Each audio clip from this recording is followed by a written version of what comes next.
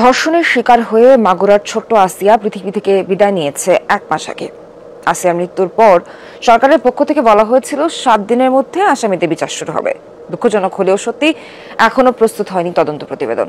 এতে ক্ষুব্ধ আসিয়ার পরিবার ও এলাকাবাসী। আসসালামু আলাইকুম সম্মানিত ভিউয়ার্স, ভিডিওটা যে যেখান থেকে প্লে করেছেন রিকোয়েস্ট করছি শেষ পর্যন্ত ভিডিওটা দেখবেন। যমুনা টেলিভিশন একটি নিউজ প্রকাশ করেছে আসিয়ার ঘটনা নিয়ে কারসাজি চলছে। যমুনা টেলিভিশন একটি নিউজ করেছে, কথা ছিল 7 দিনে বিচার শুরুর, 1 মাসেও প্রস্তুত হয়নি তদন্ত প্রতিবেদন। যমুনা টেলিভিশনকে আমি স্যালুট জানাই। আসিয়ার ঘটনা নিয়ে ওনারা যে নিউজটা করেছে আমি আপনাদেরকে সম্পূর্ণ কথাগুলো শোনাচ্ছি।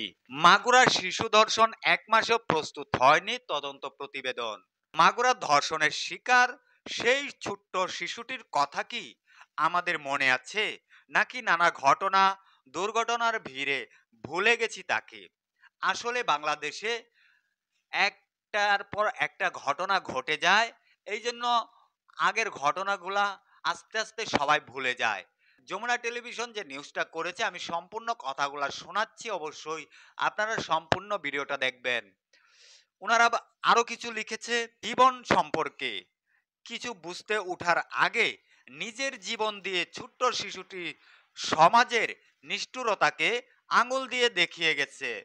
গত 6 মার্চ বোনের বাড়িতে বেড়াতে গিয়ে 8 বছর বয়সী শিশুটি ধর্ষণের শিকার হয়। এরপর 7 দিনের এক অবর্ণনীয় যুদ্ধ শেষে পাহাড়সম অভিমান বুকে নিয়ে নিষ্ঠুর এই পৃথিবী ছেড়ে চলে যায় শিশুটি।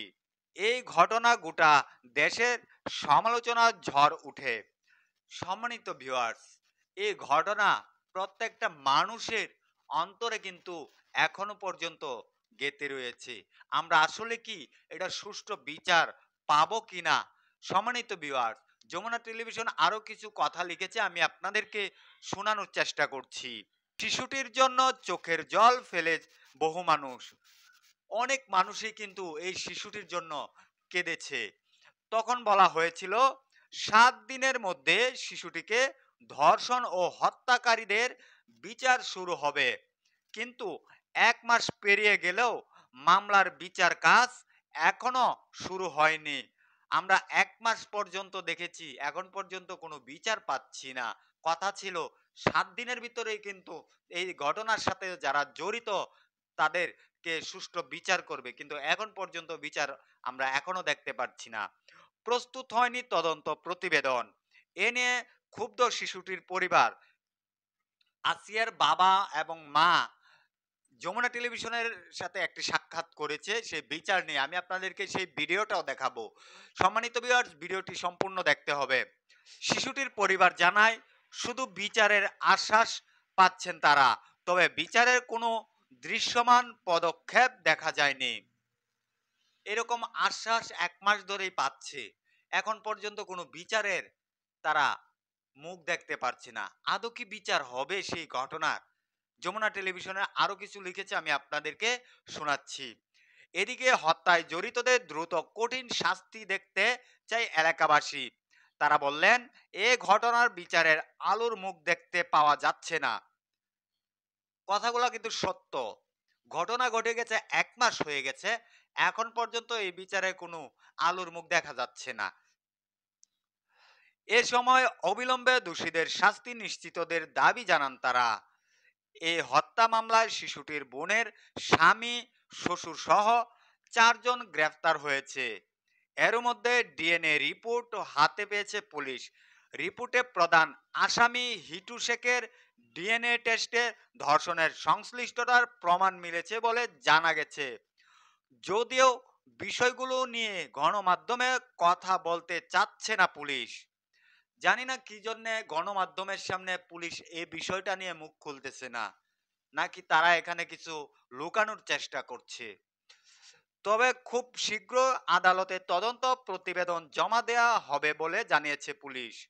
তবে ওনারা জানাইছে খুব তাড়াতাড়ি আদালতে জমা দেওয়া হবে প্রতিবেদন।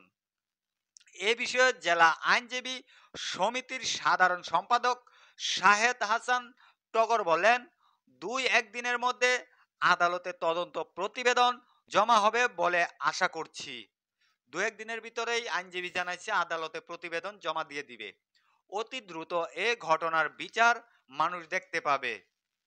সম্মানিত ভিউয়ার্স, আমরা আসিয়ার ঘটনার পর থেকেই কিন্তু শুনতেছি এই বিচার হয়ে যাবে, বিচারের কাজ শেষ হয়ে যাবে খুব দ্রুত।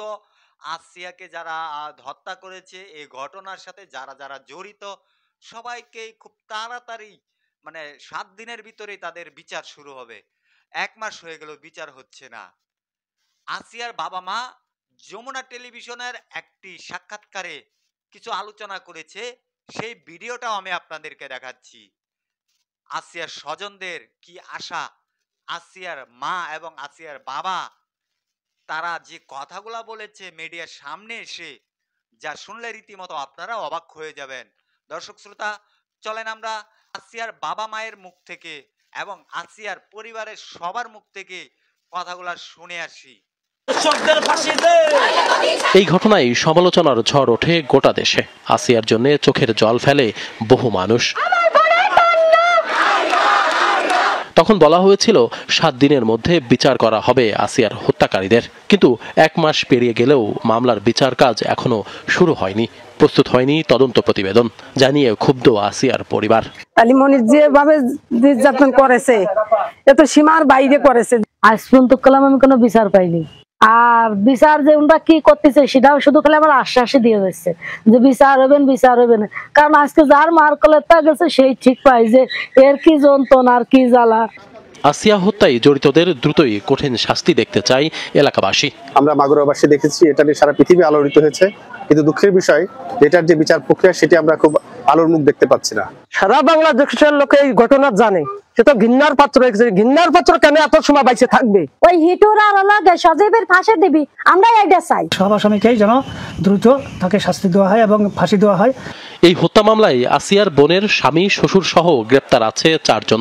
ইতিমধ্যে ডিএনএ রিপোর্ট হাতে পেয়েছে পুলিশ, যেখানে প্রধান আসামি হিন্টু শেখের ডিএনএ টেস্টে ধর্ষণের সংশ্লিষ্টতার প্রমাণ মিলেছে বলে জানা গেছে।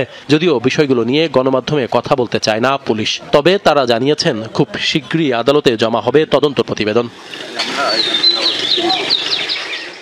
মাগুরা বার কাউন্সিলের সদস্যরা এই মামলাটি সার্বক্ষণিক মনিটর করছেন। তদন্ত রিপোর্ট জমা হলেই যত দ্রুত সম্ভব বিচার কাজ শুরুর প্রত্যাশা আইনজীবীদের। আশা করি আজ কালের ভিতরেই আশা করি যে তদন্তকারী কর্মকর্তা তদন্ত প্রতিবেদন বিজ্ঞ আদালতে প্রেরণ করবেন। আমরা এটুকু ইনশিওর করতে পারি আসিয়ার পরিবার এবং দেশবাসীকে যে যত দ্রুত সময়ের মধ্যে এই মামলার বিচার কার্য বাংলাদেশের লোক দেখতে পাবে বলে আশাবাদ। হিটুর সহ যারা আসামি আছে তারা যদি দোষী প্রমাণিত হয় সবার মৃত্যুদণ্ড কার্যকর করা হোক, আমরা দ্রুত এটা দেখতে চাই। শিগগিরই আসিয়া হত্যায় জড়িতদের সর্বোচ্চ সাজা নিশ্চিত হবে, দৃষ্টান্ত স্থাপন হবে সমাজে, এমনটাই প্রত্যাশা সবার।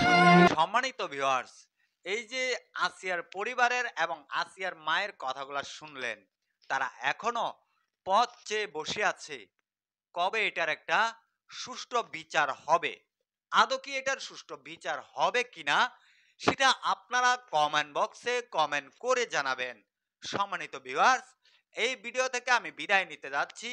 পরবর্তী কোনো একটা আপডেট নিয়ে আমি আপনাদের মাঝে হাজির হব। সে পর্যন্ত সবাই ভালো থাকবেন, সুস্থ থাকবেন। আসসালামু আলাইকুম।